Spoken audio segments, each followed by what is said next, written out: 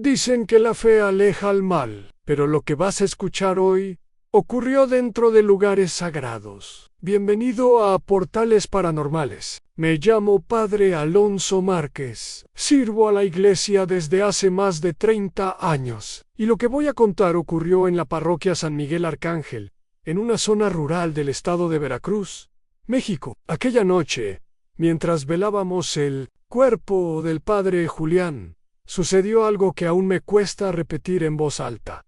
Y no fue una visión ni un mal sueño. Estábamos todos allí. Lo vimos, lo sentimos, lo vivimos. El padre Julián había muerto 2 días antes. Un infarto lo derribó durante la misa del mediodía. Cayó de rodillas frente al altar, con una expresión de dolor que luego nadie supo explicar del todo. Los médicos dijeron que fue muerte súbita, sin sufrimiento, pero quienes estábamos allí vimos otra cosa. Sus ojos, antes de cerrarse, llenaron de un terror que no olvidaré jamás. Parecía ver algo detrás del altar, algo que ninguno de nosotros alcanzó a percibir en su cuerpo. Fue preparado y colocado en el ataúd dentro de la iglesia, como es tradición. La vigilia comenzó a las 7 de la noche. Velas, cantos, rosarios, todo parecía en orden. El ataúd, de madera oscura y sencillo, estaba abierto, y el cuerpo del padre Julián vestía su sotana negra, con el rosario entrelazado entre los dedos. Sin embargo, conforme avanzaba la noche, el ambiente fue cambiando. Primero fue un olor, algo como carne quemada, pero con un toque metálico, como sangre caliente. Pensamos que quizás era una de las velas derramando cera, o un roedor muerto entre los muros antiguos, pero el olor se hizo más fuerte con cada hora que pasaban luego. Los perros del pueblo comenzaron a aullar, no a lo lejos, sino justo afuera de la iglesia, como si rodearan el templo, como si estuvieran llamando o alertando. Uno de los fieles salió a ver y regresó pálido, diciendo que no había ningún animal visible, pero que el aire afuera era aún más pesado que dentro. Fue entonces cuando la temperatura cambió. Aunque estábamos en pleno verano, una brisa helada comenzó a recorrer la nave principal. Las velas temblaban, algunas se apagaban solas, a pesar de estar protegidas del viento, y, sin explicación alguna, el crucifijo principal, que colgaba sobre el altar, se inclinó hacia abajo, como si algo invisible lo empujara. A eso de las 3 de la madrugada, uno de los monaguillos, un joven llamado Rafael, se acercó al ataúd para rezar un misterio del rosario. Fue él quien gritó primero. Pensamos que había visto una aparición o algo sobrenatural, pero lo que dijo nos dejó congelados. No está, el cuerpo no está. Corrimos hacia el ataúd. Y era verdad, estaba completamente vacío. El rosario seguía allí, doblado sobre el forro blanco, pero el cuerpo del padre Julián había desaparecido. No había señales de forcejeo, ni rastro alguno de que la tapa hubiera sido movida. Nadie había salido de la iglesia. Estábamos todos dentro. Las puertas estaban cerradas con llave desde hacía horas. No tenía sentido. Un silencio aterrador nos envolvió. Nadie se atrevía a hablar. Todos mirábamos el ataúd, esperando que de alguna manera fuera un error, una broma de mal gusto. Pero no. Algunos se arrodillaron y comenzaron a rezar con desesperación. Otros lloraban. Yo me acerqué al altar, sintiendo un impulso que no podía explicar, y ahí lo vi, en una sombra, una figura negra, alta, con lo que parecía ser una capucha o un velón, estaba parada justo detrás del altar, inmóvil. No tenía rostro, no tenía forma humana clara, pero irradiaba una presencia imposible de ignorar. No sé cuánto tiempo pasó hasta que alguien encendió todas las luces. La figura desapareció al instante, como si nunca hubiera estado ahí. Pero donde había estado parada, el suelo de mármol estaba completamente negro, como si algo lo hubiera quemado desde dentro. La mañana siguiente, Llamamos al obispado. Enviaron a 2 sacerdotes y un teólogo para investigar, hicieron preguntas, tomaron fotos, inspeccionaron cada rincón. El ataúd fue retirado y enviado al Vaticano por motivos excepcionales. Dijeron, a nosotros nos ordenaron guardar silencio, y la iglesia fue cerrada por tiempo indefinido. A lo que nunca le dije a nadie, es que esa misma noche, después de que todos se fueron, me quedé solo, rezando frente al altar, y desde el rincón oscuro donde antes estaba la figura, oí una voz. No fue un murmullo, fue clara, grave, directa. Dijo mi nombre, Alonso, y luego, como si escupiera veneno, él no era mío, pero ahora lo es. He pasado años rezando para olvidar esa frase, pero cada vez que me siento a escribir estas palabras, la escucho otra vez, y el olor, ese olor a carne quemada, aún lo siento en mi sotana. Me llamo Obispo Rodrigo Escalona. He servido a la iglesia más de 4 décadas, pero fue durante mi periodo en un pequeño pueblo de Castilla-La Mancha, España, donde viví una experiencia que marcó para siempre mi fe y mi cordura en él. Pueblo se llama Villanegra, aunque hoy casi nadie lo recuerda. Está apartado, rodeado de campos secos y caminos de tierra, donde el viento parece traer voces en vez de polvo. En el centro del pueblo está la parroquia de Santa Margarita, construida en el siglo XVII, con un campanario que se alza como un dedo huesudo señalando al cielo. Cuando fui asignado a ese lugar, en el invierno del 2006, me hablaron de una comunidad humilde, devota y silenciosa. Nadie mencionó lo que ocurría cada madrugada a las 3:33. Lo supe en mi primera noche. Desperté con el sonido de la campana repicando, profunda y grave. Al principio pensé que era un error, tal vez alguien jugando, pero al salir encontré a varias personas en la plaza, arrodilladas, rezando en voz baja y mirando hacia el campanario. Nadie parecía sorprendido. Era como si fuera algo habitual. Una anciana me vio y se acercó sin mirarme a los ojos. Dijo, es mejor rezar. Padre, en sí suenan, y no rezamos. Vuelven. Los gritos, no entendí. Los gritos. ¿Qué significaba eso? A la mañana siguiente intenté investigar. Fui al campanario. La puerta estaba cerrada con un candado antiguo y oxidado. Lo forcé. Subí por la escalera de piedra que crujía bajo mis pies.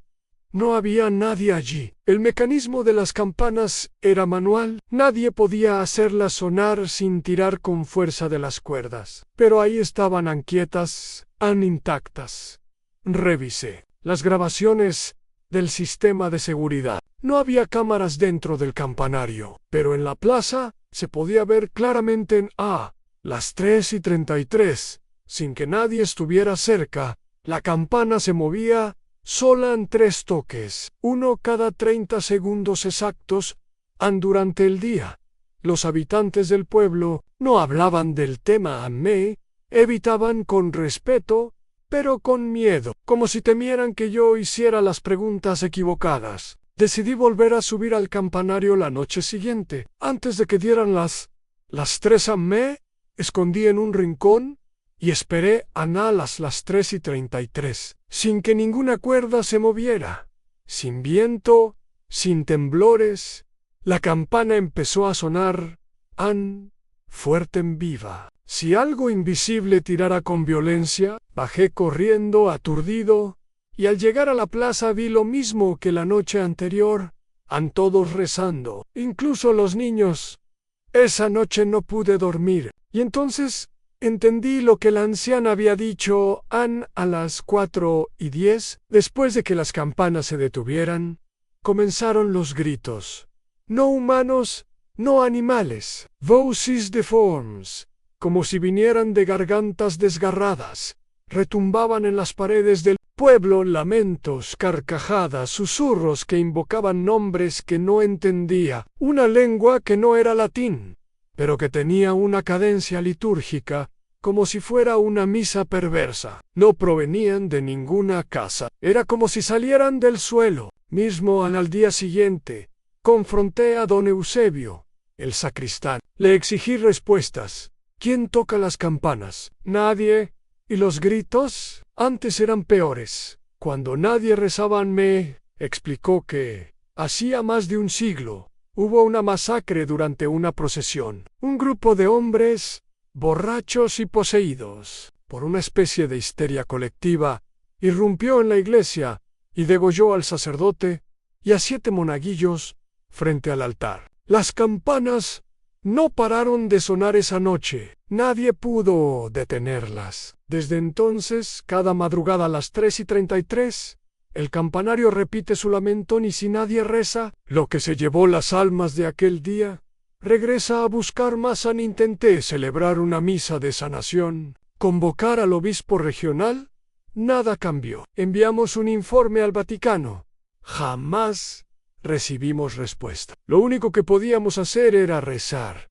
Cada noche sin falta, pasaron semanas. Un día, un joven forastero, curioso por la leyenda, vino con una cámara. Dijo que pasaría la noche grabando en el campanario. No rezó, no se unió a nosotros. Subió solo a las 3:33. La campana sonó con más fuerza que nunca. A las 3:36, un chillido rasgó el aire. Subimos con linternas. No encontramos su cuerpo, solo su cámara, aún encendida, grabando en bucle la campana moviéndose sola, y una figura negra al fondo, agazapada en las sombras, mirando directo al lente con ojos que no eran ojos. Desde entonces, nadie más ha desafiado la costumbre. Cada noche, los pocos que quedamos nos reunimos en la plaza, a veces con rosarios, a veces solo con miedo, pero siempre, rezando. Hace unos días, recibí una carta sin remitente. Solo decía, no dejes de rezar. No es el campanario, es lo que está encerrado dentro. Y anoche, por primera vez desde que llegué, la campana no sonó pero a las 3:33. Algo golpeó la puerta de la iglesia desde adentro. 3 veces y esta vez no rezamos solo escuchamos. Porque sabíamos, ya no está en el campanario, está entre nosotros. Me llamo Padre Esteban Ramírez. Soy párroco en una comunidad pequeña, al norte del estado de Nuevo México, en los Estados Unidos. Llevo más de 20 años trabajando con familias hispanas que llegaron aquí buscando una vida mejor. Y a sus hijos. He bendecido sus casas. He enterrado a sus muertos. Pero lo que viví en el invierno de 2017 aún me persigue cada vez que cierro los ojos. Un niño de 8 años entró a mi iglesia. Hoy cambió todo. Era una tarde gris. El día helado azotaba los vitrales. Y dentro del templo apenas había unas pocas velas encendidas. Yo estaba en el confesionario, esperando. Hacía frío, el tipo de frío que se mete en los huesos y no sale ni con oración. Entonces, escuché pasos, lentos, arrastrados. Pensé que era uno de los ancianos del pueblo, pero cuando abrí la ventanilla, vi a un niño. ¿Quieres confesar algo, hijo?, le pregunté. Suavemente, no me respondió de inmediato. Tenía la cabeza baja. Solo cuando lo volvió a alzar, vi que sus ojos no estaban bien. Estaban secos. Como si no hubieran visto la luz en días. Trato, dijo finalmente, con el que vive debajo del altar. Vacío. Yo fruncí el ceño. Debajo del altar. ¿Cuál altar? El que está en la capilla antigua, la que ya no se usa. Sentí escalofrío. Esa capilla fue sellada hace años. Tenía un altar de piedra blanca y madera, pero nunca se terminaba de consagrar. Por alguna razón, cada vez que se intentaba celebrar misa allí, ocurrían cosas extrañas. Cálices que se volcaban solos, hostias que desaparecían, imágenes que se quebraban. El tiempo. La cerramos y usamos solo la nave principal. ¿Entraste ahí? Él me llamó desde abajo, me dijo que podía ayudar a mi mamá si yo le daba algo. ¿Y qué le diste? El niño sonrió, no como un niño. Fue una mueca lenta, vacía. Mi nombre no supe qué decir. No era una confesión normal. Esto era otra cosa, algo más profundo. Me puse de pie y salí del confesionario, pero el niño ya no estaba. No había salido por ninguna puerta, simplemente desapareció en esa noche.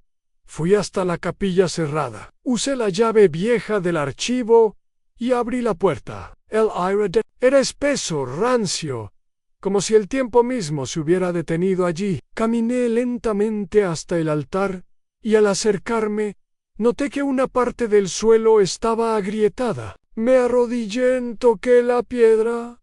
Estaba caliente y, al apoyar mi oído, escuché un susurro que venía de debajo en Esteban. Salté hacia atrás, corrí, cerré la capilla y volví al templo. Esa noche no dormí. Y al día siguiente, fui a visitar a la familia del niño. La madre, una mujer joven que asistía a misa ocasionalmente, me recibió con ojos cansados. Le pregunté por su hijo, Carlos. ¿Qué pasa con él? Estuvo en la iglesia anoche. Ella se quedó en silencio. Después me dijo algo que me heló. La sangre, padre. Carlos murió hace 2 semanas. Lo atropelló un camión en la carretera. Lo enterramos aquí mismo. En el panteón parroquial. No supe qué responder. Me mostró el acta de defunción. Incluso me llevó al cementerio. Su tumba estaba ahí. Su foto, su nombre. Carlos Autor Salgado.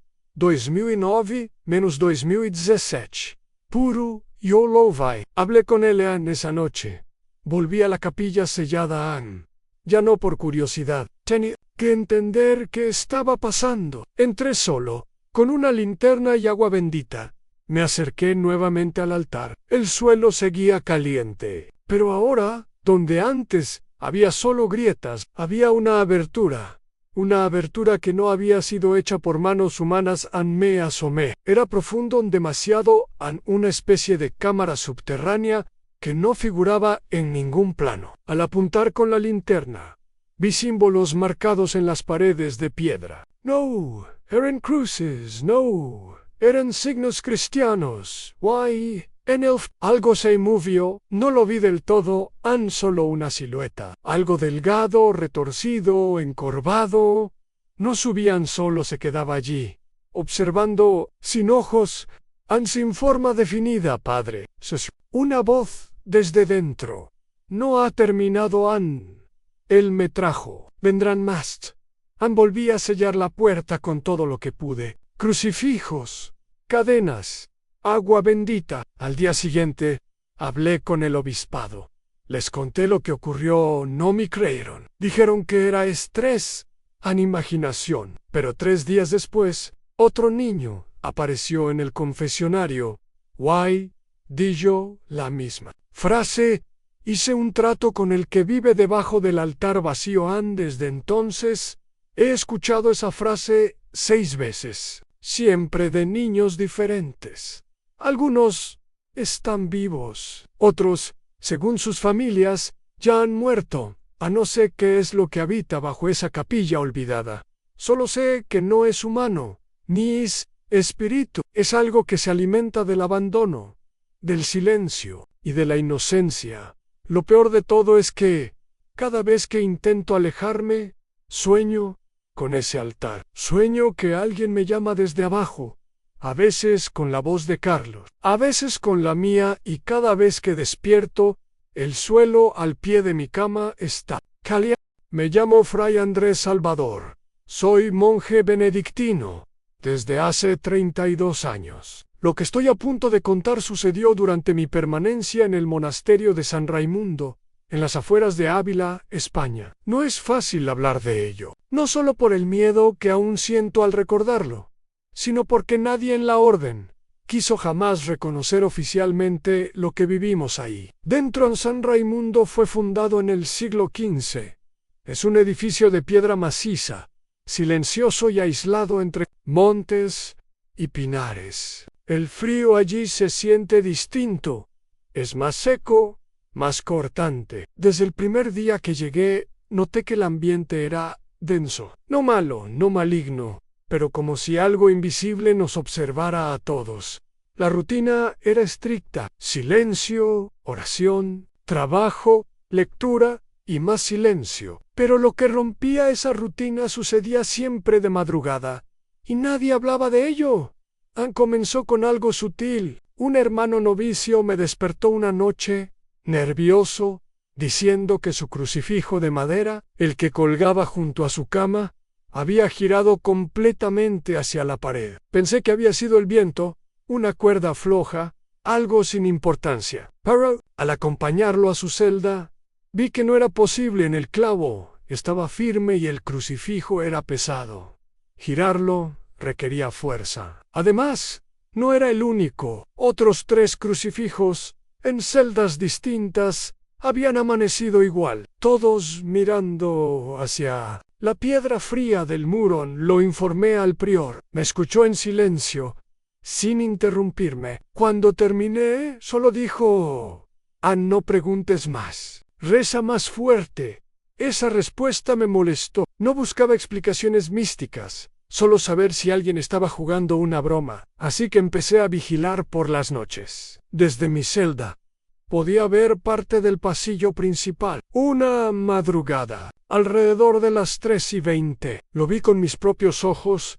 El crucifijo colgado frente a la capilla giró lentamente hacia la pared, sin que nadie lo tocara. No fue un giro brusco, fue lento, deliberado, como si algo lo empujara desde el aire. En los siguientes días, empecé a investigar en los archivos del monasterio. Allí encontré registros antiguos de más de 100 años atrás, donde se mencionaban manifestaciones nocturnas y objetos sagrados alterados sin explicación. Una carta de un abad del siglo XIX hablaba de un monje que despertaba gritando cada noche y aseguraba que los crucifijos giraban para no ver lo que caminaba por los pasillos. Decidí hablar con los hermanos más viejos. Al principio lo negaban, pero uno de ellos, el hermano Miguel, ya muy enfermo, me confesó una verdad aún más inquietante. Dijo que debajo del monasterio había una cripta oculta, sellada por orden papal. Hace siglos no era una tumba, era una celda.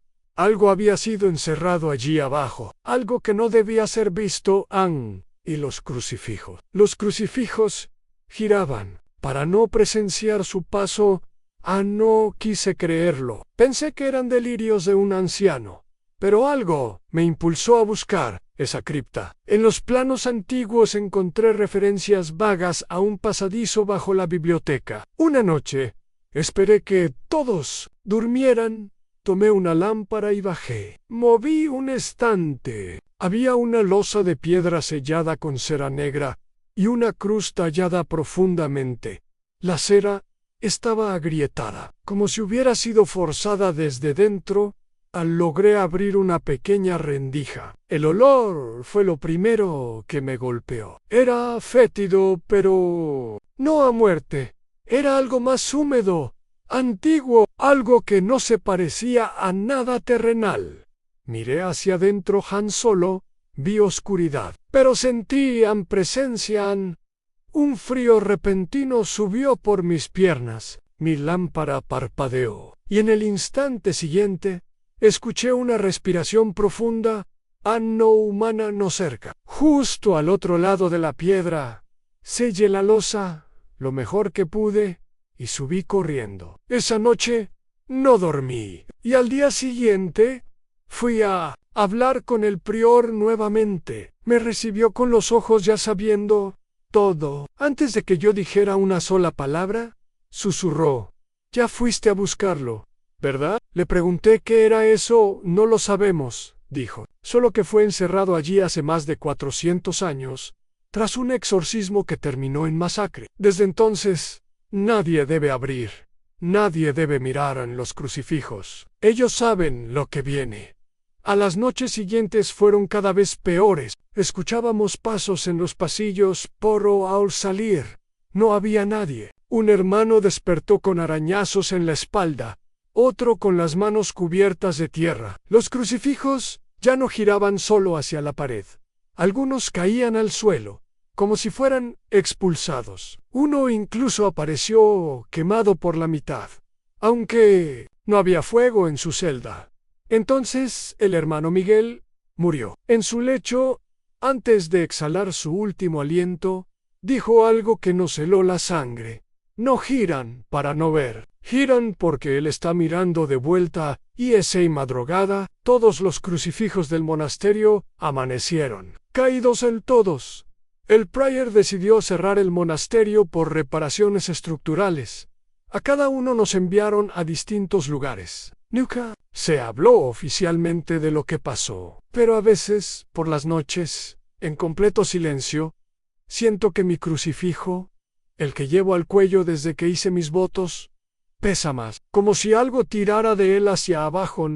A veces me despierto. Guay, lo encuentro mirando hacia la almohada.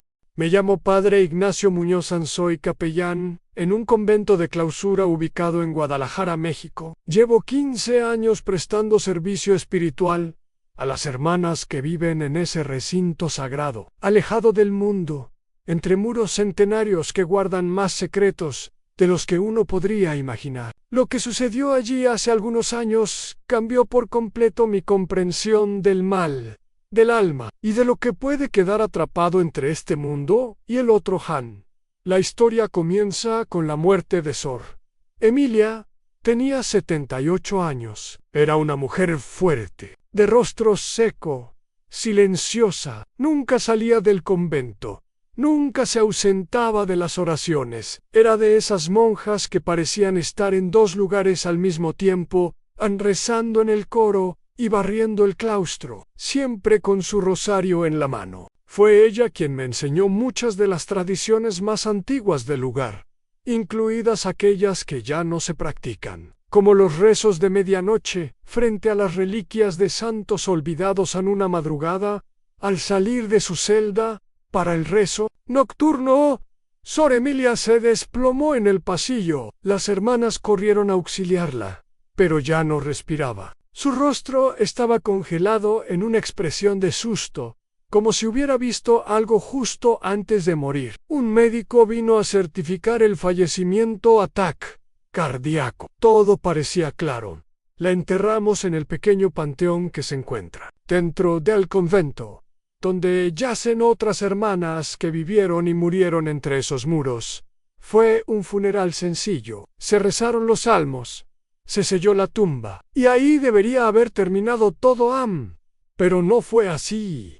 Exactamente 13 días después, algo comenzó a perturbar las noches. Las hermanas escuchaban pasos en el claustro central. No era extraño, porque a veces alguna de ellas se levantaba para rezar en soledad, pero los pasos eran siempre iguales en lentos, arrastrados, como si alguien caminara con dificultad. Sí, a la misma hora, a 3:11 de la madrugada, una noche, la hermana Teresa decidió mirar por la ventana que da al patio, y lo que vio la dejó sin habla durante horas. Sor Emilia, o algo que se le parecía demasiado, caminaba por el claustro, no como un espíritu flotando.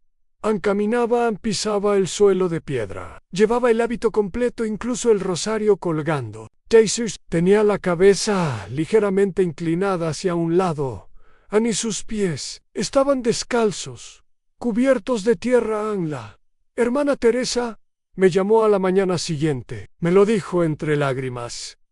No le creí de inmediato. Pensé que era una alucinación causada por el duelo. Pero al día siguiente, otra hermana afirmó haber visto lo mismo y luego otra. En total, 7 hermanas aseguraban que Sor Emilia caminaba de nuevo entre ellas. Decidí intervenir. Instalé cámaras discretas en el claustro. No lo comenté con ellas para no generar histeria. Revisé las grabaciones yo mismo, y la tercera noche, la imagen apareció en una figura. en hábito. Cruzaba el claustro de un extremo a otro. No se veía su rostro. La imagen era difusa, pero el movimiento era claro. Las sombras no mienten. Su silueta coincidía perfectamente con la de Sor Emilia. No podía quedarme de brazos cruzados. Fui a su tumba con 2 hermanas. Abrimos la cripta. Al remover la tapa del ataúd, lo imposible se volvió real. El ataúd estaba vacío, ni rastro de su cuerpo, solo su rosario roto y marcas profundas de uñas en la parte interna de la tapa, como si hubiera intentado salir, como si la hubiéramos enterrado viva.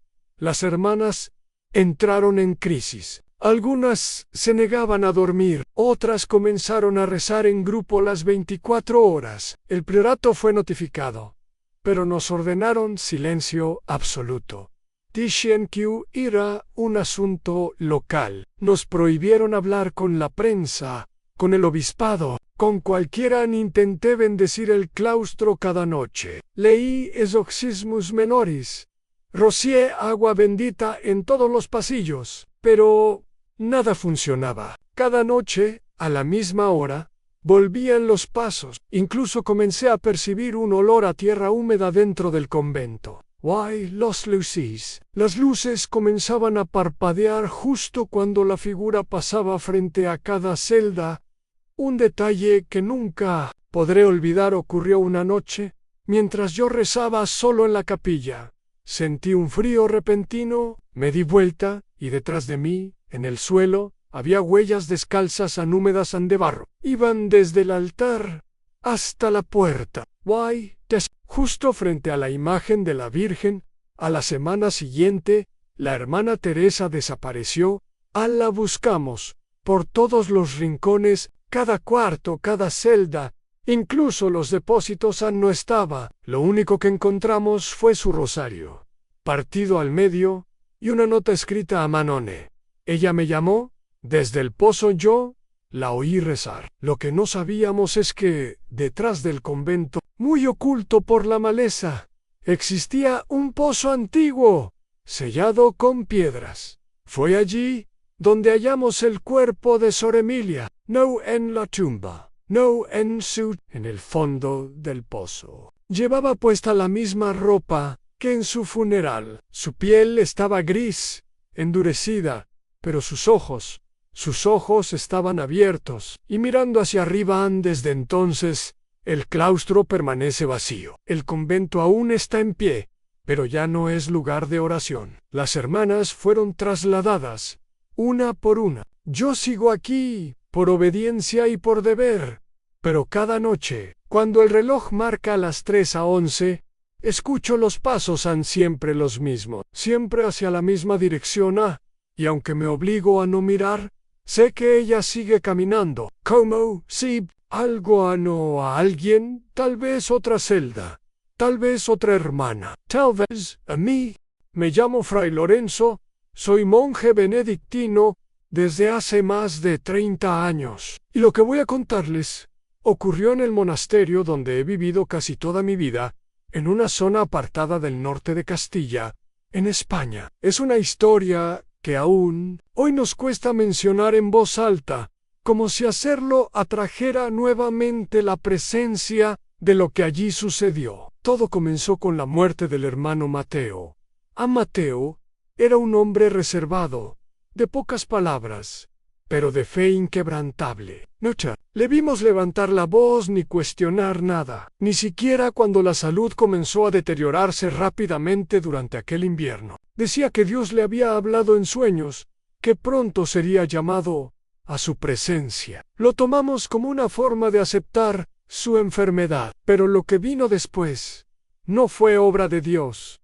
Falleció una madrugada helada. Estaba solo en su celda, en posición de oración. Su rostro, en paz, tenía una expresión tan serena que nos pareció apropiado enterrarlo con su hábito completo. Con las manos entrelazadas, sosteniendo un pequeño crucifijo de madera. El entierro se hizo en el cementerio del monasterio, como es costumbre, sin nada fuera de lo normal.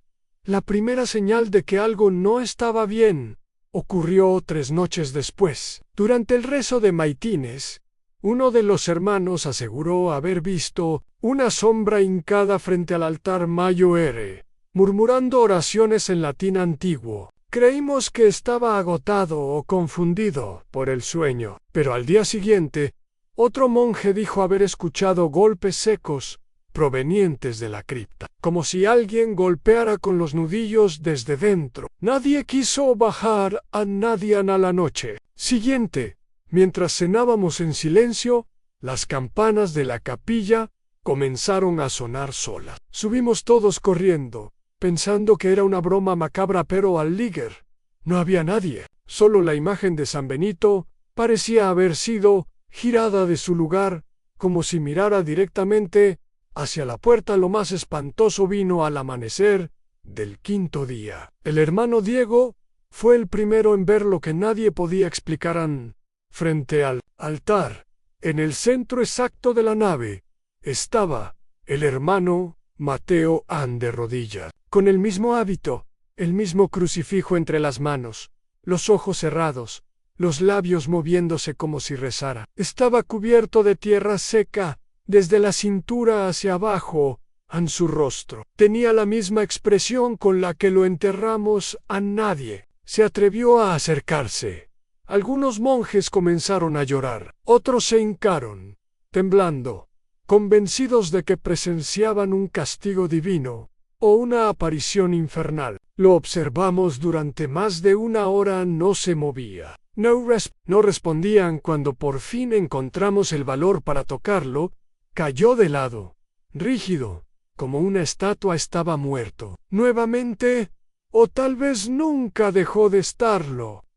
Otra vez al cementerio, esta vez bajo vigilancia constante. Sellamos su tumba con piedras y colocamos una cruz bendecida por el obispo local. Pero los sucesos no cesaron durante semanas enteras.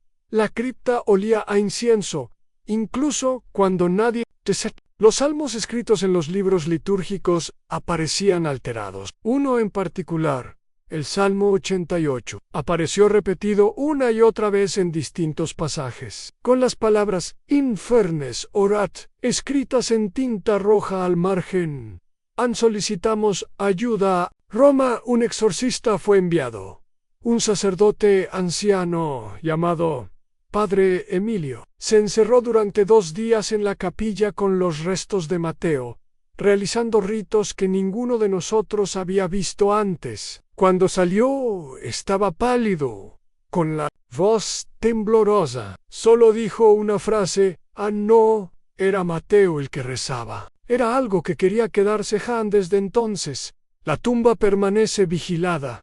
Ningún monje duerme solo. Hemos tapiado la cripta y reforzado las puertas de la capilla, pero algunos aseguran escuchar rezos susurrados durante la madrugada proveniente del altar, siempre en latín. Siempre la misma frase: Liberami, Domini, Gimorci, Eterna. No sé qué fue lo que trajo de vuelta al hermano Mateo.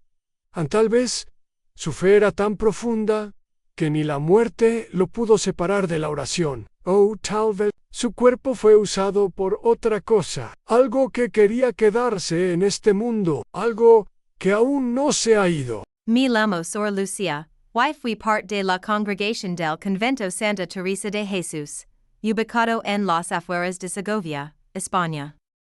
Durante más de 30 años viví en ese lugar, en silencio, en oración y en recogimiento. Nunca pensé que terminaría presenciando algo que pondría en duda todo lo que creía entender sobre el mal. Y sobre lo que pueda habitar en un sitio consagrado. El convento, aunque hermoso, ya tenía una reputación extraña desde antes que yo ingresara. Las hermanas mayores dicen que era un lugar de penitencia y redención. Se comentaba, en voz baja, que varias religiosas que habían cometido faltas graves eran enviadas allí para vivir en retiro perpetuo. No se hablaba de ellas.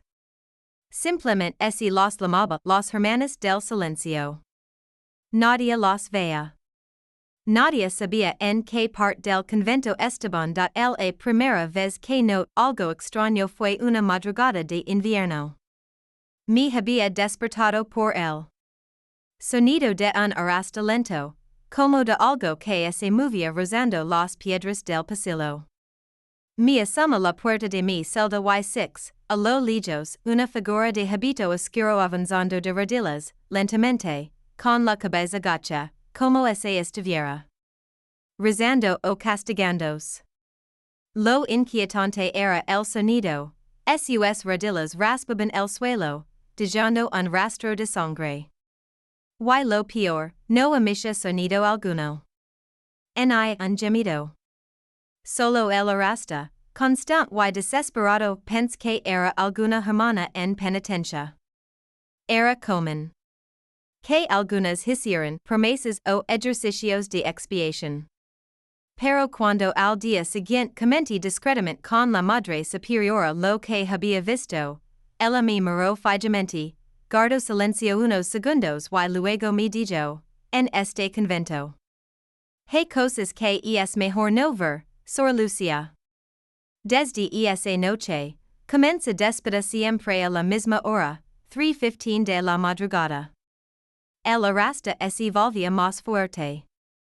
La figura se detenía frente a algunas celdas. Rezaba en voz baja, pero en una lengua que no reconocía. Sonaba como latín, pero distorsionado, como si pronunciara las palabras al revés. Una madrugada, cometí el error de dejar entreabierta la puerta de mi celda. La figura se detuvo frente a ella y levantó la cabeza. No era una cara humana. Era como si su rostro estuviera completamente cubierto por una especie de velo negro que parecía piel quemada. No tenía ojos. Pero sabía que me veía mi perilous. No pude gritar ni moverme. Solo escuché como murmuraba una frase que jamás olvidar, sanguinum sum pedimus, iterum iti iterum. Luego se arrastró hacia la capilla y desapareció dada la mañana siguiente. Fui a hablar con la hermana Cecilia, la única de los religiosos mayores que siempre había sido amable conmigo. Al contar lo sucedido, su rostro se transformó. Me llevó una sala cerrada del convento, donde conservaban registros antiguos. Ali me mostró un libro muy antiguo, con páginas amarillentas. En se hablaba de una maña del siglo XVII, llamada Sor Eustasia, acusada de herejía, prácticas ocultas y profanación del altar mayor. Había sido encerrada viva en una celda secreta, sellada con ladrillos. Su castigo, horror de rodillas durante toda la eternidad. La figura que viste, me dijo Cecilia, es ella. No todas las almas encuentran el descanso, intent convencer. A la madre superiora de que era necesario hacer una misa de liberación, o al menos bendecir de nuevo el convento. Pero se negó rotundamente. Me dijo que remover ciertas cosas traería más daño que bien. Fue entonces cuando empecé a notar que otras hermanas también la veían. Algunas ya no dormían. Una de ellas se arrancó los ojos con una cruz de madera. Otra desapareció sin dejar rastro. Solo encontramos sangre en su celda y las marcas de rodillas ensangrentadas levando la hacia la sacristia paran meses. Cada noche era más violenta. Las oraciones ya no bastaban. Crucifijos se caían. Las velas se apagaban solas. Y la figura se multiplicaba. No era una sola. Ahora había varias, todas de rodillas, todas arrastrandos, todas rezando ese idioma. Maldito un año después, el convento fue cerrado de forma discreta. Dijeron que había filtraciones estructurales. Mentira. Fue porque una de las mañas más jóvenes fue encontrada muerta frente al altar, con la espalda abierta, como se hubieran intentado arrancar la columna vertebral. En la pared, escrita con su sangre, estaba la misma frase que aquella figura murmuró frente a mi celda, nunca más volví. Ahora vivo en una casa pequeña, en silencio, orando cada noche. Pero a veces, justo a las 3:15, escucho algo arrastrándose fuera de mi puerta, y sé que no me voy a dejar en paz. Porque una vez las 6, y nadie que la vi, es salva. Me llamo Padre Julián. Serví durante más de 30 años como párroco en distintas regiones del norte de España. Lo que voy a contarles ocurrió en una antigua iglesia de Cantabria, un templo construido en el siglo XVIII que, por razones que todavía no comprendo del todo, fue cerrado por el obispado y olvidado como si nunca hubiera existido en 2011. Recibí una llamada del arzobispado. Me pidieron que me encargara de revisar un viejo inventario de objetos sagrados que, al parecer, había quedado olvidado dentro de la iglesia de San Miguel de los Puentes. El templo estaba clausurado desde hacía más de 10 años y no contaba ni con energía eléctrica ni con vigilancia. Me pareció extraño, pero acepté. Fui solo con una libreta y las llaves oxidadas que me entregaron en una bolsa plástica. Llegué una tarde fría de noviembre. La iglesia estaba rodeada por maleza, su fachada cubierta de musgo y las ventanas tapiadas con madera. La puerta principal crujió como si se quejara al abrirse. El aire dentro era húmedo y un olor a incienso viejo y humedad impregnaba cada rincón. Comencé a revisar el altar, las sacristías, los bancos polvorientos. Todo parecía intacto, aunque claramente abandonado.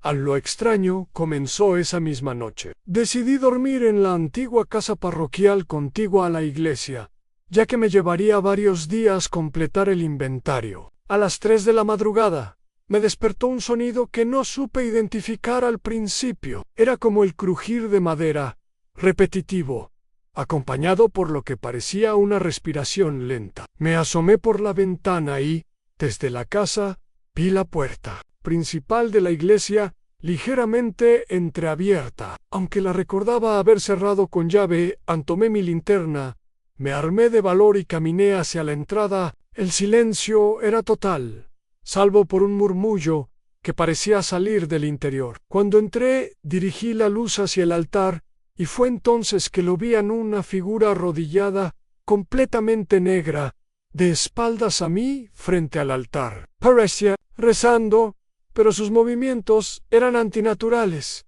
como si su cuerpo temblara ligeramente, aunque sin emitir sonido alguno. Sentí un escalofrío subir por mi espalda. Intenté hablarle. ¿Quién está ahí? Pero no obtuve respuesta. Di un paso adelante, y la figura se desvaneció.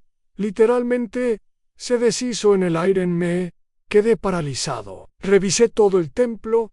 No había rastros de nadie. Cerré la puerta con llave doble y volví a la casa parroquial con el corazón latiendo. Como un tambor. Esa noche no pude dormir. Al día siguiente, al revisar los libros antiguos de la sacristía, encontré una nota entre las páginas de un viejo misal. La letra era temblorosa, casi ilegible, pero decía a no abrir las puertas después de la medianoche. Él regresa a rezar.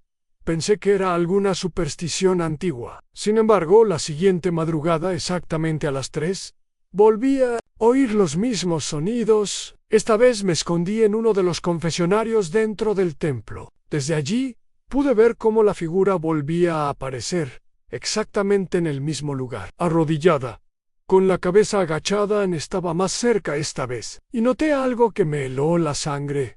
La figura tenía el cuello torcido hacia un lado de una forma imposible para cualquier ser humano, y aunque sus labios se movían, no pronunciaba ninguna palabra. Solo emitía un susurro ahogado que parecía un lamento lejano, como si viniera desde muy adentro de la tierra. Me atreví a recitar una oración en voz baja. Al decir «libéranos del mal», la figura se giró lentamente hacia mí. No tenía rostro. Era como una sombra densa, una presencia vacía. Me desmayé, desperté al amanecer, solo, en el mismo confesionario, pero lo peor fue descubrir que alguien había colocado una vela encendida frente al altar y que sobre el suelo había huellas de rodillas y manos, como si alguien hubiera estado arrastrándose en dirección al altar durante horas. Abandoné el lugar esa misma mañana. Informé al arzobispado que el inventario estaba completo, aunque nunca llegué a finalizarlo. Desde entonces, he soñado varias veces con esa figura. Siempre reaparece a las 3 en punto, siempre rezando algo que no logro entender. Hace un par de años, un joven seminarista se interesó por la historia y me pidió las llaves de la antigua iglesia para investigar por su cuenta. No volví a saber de él. Las autoridades locales lo reportaron como desaparecido. Cuando entraron a buscarlo, encontraron velas encendidas, una sotana abandonada frente al altar y marcas en el suelo que parecían arañazos. No sé qué fue exactamente lo que vi esas noches, pero estoy convencido de que ese lugar nunca fue clausurado del todo, porque algo o alguien sigue regresando cada madrugada a rezar y no lo hace por devoción. Me llamo Padre Ricardo Morales y fui párroco durante 15 años en un pequeño pueblo llamado San Felipe, en el estado de Oaxaca, México. Jamás olvidaré lo que viví en aquella vieja iglesia de paredes desgastadas y techo de madera. Todo comenzó con la llegada de una joven llamada Mariana, una mujer de 27 años que parecía estar atrapada en una tormenta que ni siquiera el tiempo podía disipar. Mariana llegó a mi despacho con su madre una tarde lluviosa de octubre. Estaba pálida, los ojos hundidos y con un gesto de desesperación que solo alguien que ha tocado el abismo puede tener. Me pidió ayuda para su hija menor, Ana, de 12 años, que desde hacía semanas presentaba comportamientos extraños. Me contaron que Ana comenzó a hablar en lenguas desconocidas, a gritar palabras que nadie entendía y a mostrar una fuerza que no correspondía a su edad ni a su cuerpo débil. Decidí visitar la casa esa misma noche. El ambiente era opresivo desde que crucé la puerta. En la sala, Ana estaba encorvada sobre el suelo, con los ojos cerrados y la respiración irregular. Al verme, levantó la cabeza y me lanzó una mirada que jamás había experimentado, tan profunda, oscura, como si miles de sombras habitaran detrás de sus pupilas. Su voz, cuando habló,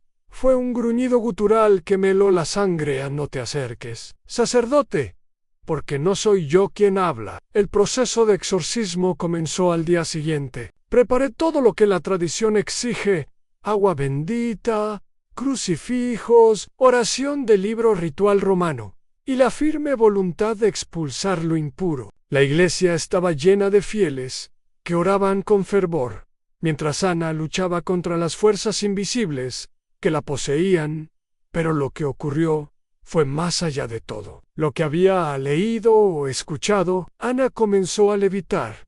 Su cuerpo temblaba violentamente y sus ojos se volvían completamente negros. Gritaba palabras en latín invertido, blasfemias que hacía temblar hasta los cimientos de la iglesia. Durante horas, el duelo entre el bien y el mal se libró dentro de ese recinto sagrado. En un momento, la fuerza que la poseía se manifestó con tal violencia que lanzó al sacristán contra la pared, dejándolo inconsciente. El sacerdote que me asistía cayó desplomado al suelo, convulsionando. Yo sentí que una presión insoportable me oprimía el pecho, casi impidiéndome respirar. El exorcismo duró toda la noche, hasta que Ana cayó exhausta y en calma. Pensamos que todo había terminado, pero cuando amaneció, la tragedia nos golpeó. Con crueldad. El sacristán nunca despertó. El sacerdote asistente falleció a las pocas horas, y Ana desapareció sin dejar rastro. La iglesia fue cerrada inmediatamente por orden del obispado. Se declaró el templo inadecuado para celebraciones y prohibieron cualquier tipo de culto hasta nuevo aviso. En el pueblo las voces corren. Dicen que el mal nunca se fue, que el espíritu que poseyó a Ana quedó atrapado allí, aguardando un nuevo huésped. Yo me retiré de la vida parroquial tras esos sucesos. A veces, en las noches, sueño con los gritos que escuché, con la mirada de Ana, y con la presencia oscura que se negó a abandonar aquel cuerpo inocente. Todavía conservo el crucifijo que usé durante el exorcismo. Cada vez que lo toco, siento un frío terrible, como si el mal hubiera dejado una mancha indeleble en mi alma. Esa iglesia permanece clausurada, y yo sé que en algún lugar, en ese pueblo perdido, las sombras siguen caminando, esperando su momento. Me llamo Padre Miguel Ortega, sacerdote con 20 años de servicio en diversas parroquias del estado de Chihuahua, México. Lo que voy a contar sucedió hace 5 años en un pueblo pequeño llamado Santa Lucía, donde celebrábamos una misa de Pascua en la iglesia principal, una construcción antigua con muros gruesos de cantera y vitrales que filtran la luz de la luna en esa noche. El ambiente era solemne y tranquilo, como todas las misas de Pascua. Los feligreses estaban congregados y la mayoría esperaba con fervor la bendición pascual. Yo estaba al altar junto a 2 acólitos, cuando algo empezó a perturbar la atmósfera. Mientras cantábamos el Gloria, sentí una presencia que no pertenecía a ninguno de los asistentes. Una sombra densa, una figura oscura, apareció entre las bancas, caminando lentamente y sin hacer ruido. No parecía humana. No tenía rostro visible, solo una silueta negra que parecía absorber la luz que la rodeaba. Miré hacia ella, pero nadie más parecía verla. Los feligreses continuaban cantando y rezando, ajenos a esa entidad que se movía sigilosamente por el pasillo central. La figura avanzaba hacia el altar. Sus movimientos eran fluidos pero extrañamente mecánicos, como si fuera un espectro con un propósito definido. Cuando llegó al pie del altar, se detuvo y permaneció allí durante varios segundos. Sentí un frío intenso que me atravesó el cuerpo. El aire se volvió pesado, y el murmullo de la misa pareció apagarse por un instante. La figura alzó lo que parecían ser brazos, pero no vi manos ni dedos, solo una sombra que se extendía. Quise hablar, ordenar que se alejara, pero mi voz se quebró. Solo pude rezar en silencio, suplicando protección divina. Entonces, la figura comenzó a desvanecerse lentamente. Primero el cuerpo, luego la oscuridad que la envolvía, hasta que desapareció por completo. A nadie notó nada extraño. La misa continuó como si nada hubiera pasado. Sin embargo, yo sentí que esa presencia había sido un mal presagio, un aviso silencioso de algo que estaba por venir a los días siguientes. En el pueblo comenzaron a suceder cosas inexplicables. Animales domésticos aparecían muertos sin causa aparente, y varios vecinos reportaron haber visto sombras similares caminando por las calles durante la noche. Algunos dijeron que escucharon voces susurrantes cerca de la iglesia. Intente organizer, vigilias nocturnas, oraciones especiales y bendiciones para proteger a la comunidad. Pero la sensación de que algo oscuro se había instalado en Santa Lucía no desapareció. Una tarde, al revisar las paredes de la iglesia, encontré rayaduras que nadie había hecho, símbolos extraños que parecían escritos en la piedra, con uñas o algún objeto afilado. Lo más inquietante ocurrió una semana después de la misa de Pascua. Durante un rezo en la capilla, uno de los acólitos me llamó con urgencia. Cuando Lig me mostró una marca en el altar, en una mancha oscura, con forma de mano, que no se podía limpiar ni borrar. Se sentía fría al tacto y parecía absorber la luz de la vela más cercana. Hablé con el obispo, quien envió a un sacerdote exorcista. El hombre realizó varias bendiciones y ritos, pero advirtió que la entidad parecía anclada a ese lugar, esperando algo o alguien. Nos recomendó mantener la iglesia cerrada durante la noche y reforzar las oraciones a pesar de eso. La figura oscura siguió apareciendo, no solo durante las misas, sino también en sueños reflejada en espejos y ventanas. Algunos feligreses comenzaron a alejarse, temerosos de que la iglesia estuviera maldita. Nunca entendí por qué esa noche en Pascua la figura decidió manifestarse. Quizás fue un desafío directo a la luz de la resurrección, una burla de lo sagrado. Cierto es que desde entonces, en Santa Lucía, la oscuridad dejó de ser solo ausencia de luz.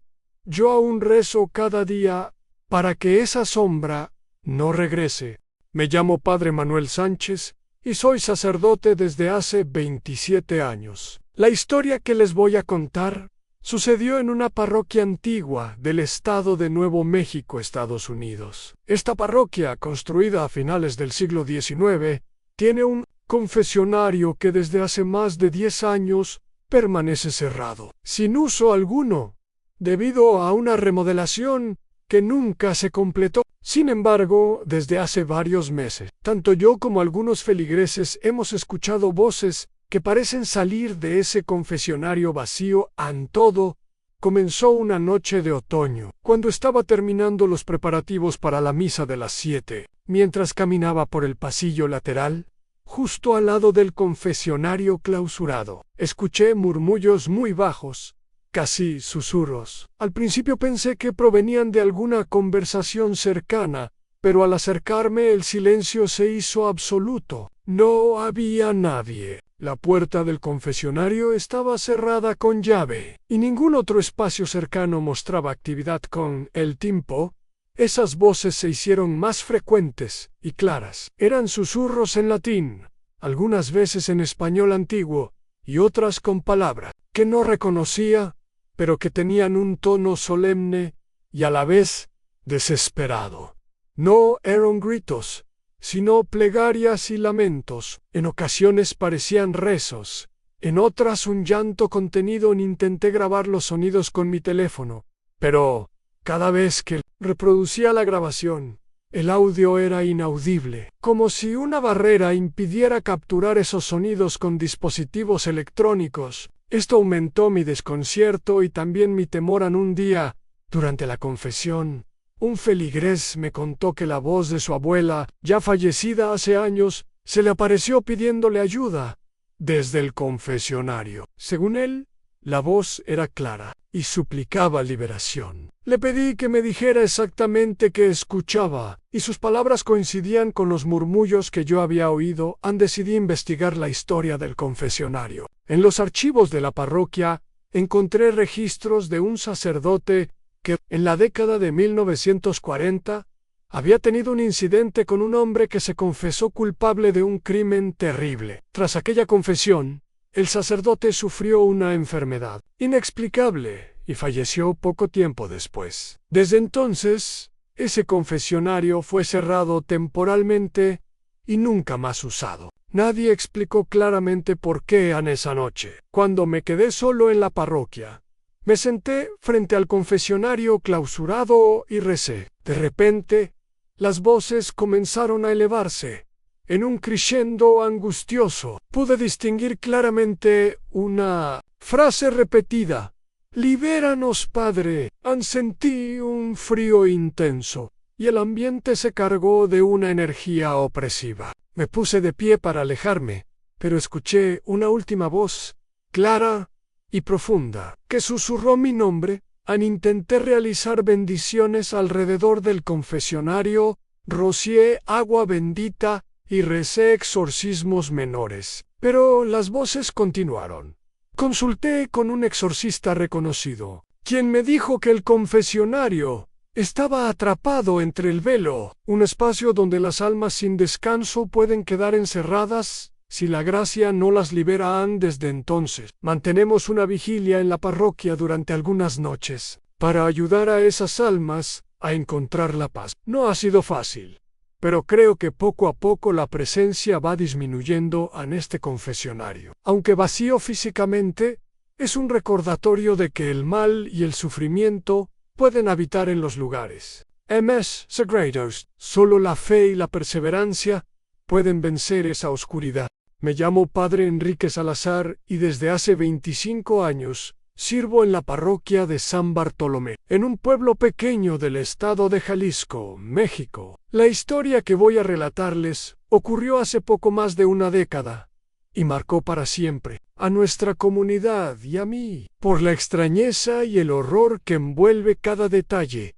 Era un domingo por la tarde, cuando llegó al templo la familia Gómez para celebrar el bautizo de su hijo menor, un niño llamado Julián, de apenas 2 años. La iglesia estaba llena, como suele suceder en ese pueblo, con gente que venía de las aldeas cercanas y parientes que no veían al niño desde hacía tiempo. La ceremonia se desarrollaba con la solemnidad acostumbrada.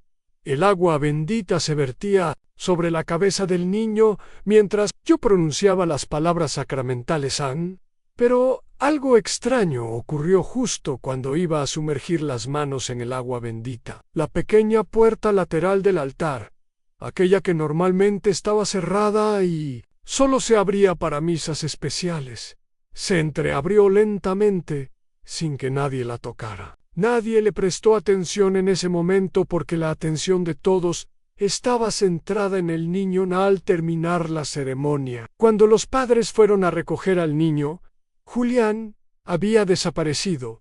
El pánico se apoderó de todos. La iglesia fue revisada desde el sótano hasta el campanario, y se extendió la búsqueda por todo el pueblo y alrededores. La policía llegó horas después, pero no encontraron rastro alguno del niño 5 días después, cuando la desesperación era insoportable. Decidimos abrir la puerta del altar que se había movido misteriosamente durante la ceremonia. Al abrirla, encontramos un pequeño espacio oculto, una especie de cámara secreta que nadie recordaba haber visto antes adentro. Para horror de todos, estaba Julián. El niño estaba arrodillado, cubierto de polvo y telarañas, con los ojos abiertos y sin poder hablar ni llorar. Parecía como si hubiera estado rezando o esperando algo.